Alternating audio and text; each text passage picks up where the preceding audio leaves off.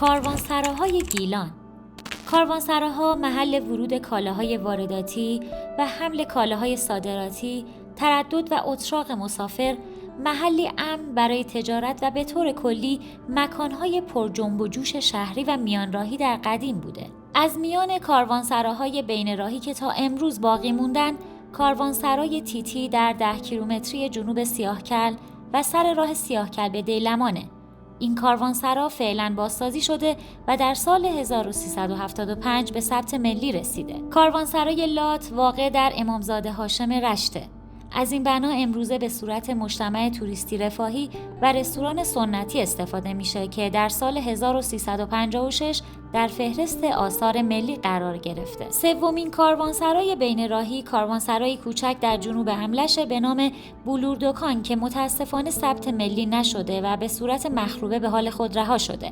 این بنا در دوران صفویه ساخته شد. کاروانسراهای شهری خوشبختانه کم و بیش حفظ شدند، اما با مرمت‌های غیرکارشناسی و تغییرات زیادی که در سازه اونها وارد شده، از حالت اولیه در اومده و به کلی تغییر شکل دادن. بیشتر کاروانسراهای شهری که به ثبت میراث فرهنگی رسیده در رشت قرار دارند که روزی مرکز تجارت گیلان و ایران از راه روسیه و اروپا بوده که کالاهای وارداتی از روسیه و فرنگ بعد از پیاده شدن در این کاروانسراها به پایتخت و بقیه نقاط کشور فرستاده میشد و کالاهای مناطق مختلف از این بازار و از طریق دریا به روسیه و اروپا صادر میشد. از کاروانسراهای رشت میتوان به کاروانسرای چینیچیان که متعلق به دوره پهلویه و در بازار بزرگ رشت قرار داره اشاره کرد که متاسفانه به صورت ویرانه رها شده و برای پرنده فروشی از اون استفاده میشه. کاروانسرای سعادت واقع در بافت مرکزی شهر و بازار و متعلق به دوره قاجار. کاروانسرای تاقی کوچک مربوط به اواسط دوره قاجاره که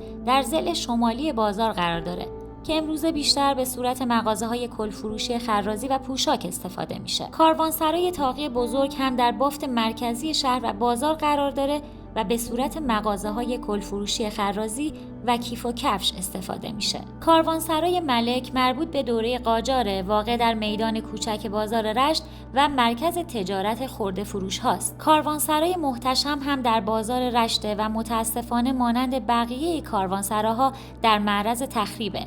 این بنا در سال 1290 ساخته شده. سرای میخچی مربوط به دوره پهلویه، واقع در خیابان شریعتی ضلع شمالی روبروی مسجد مجتهد.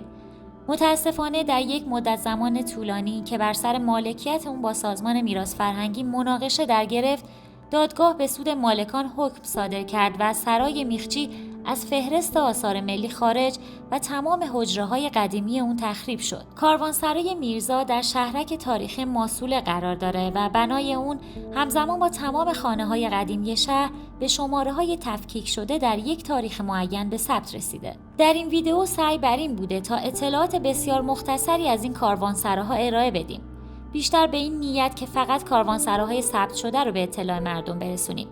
بدیهیه که کاروانسراها و سراهای دیگری هم در گیلان و رشت وجود داره که دارای قدمت و ارزش تاریخی هستند و متاسفانه فاقد شماری ثبت. متاسفانه بیشتر این کاروانسراها در حال تخریبه و هیچ برنامه‌ای برای مرمت اونها وجود نداره. کاروانسراهایی که هویت این دیار هستند. از اینکه همراهمون هستید بسیار ممنونیم. خوشحال میشیم که با لایک و کامنت و سابسکرایب ما رو حمایت کنید.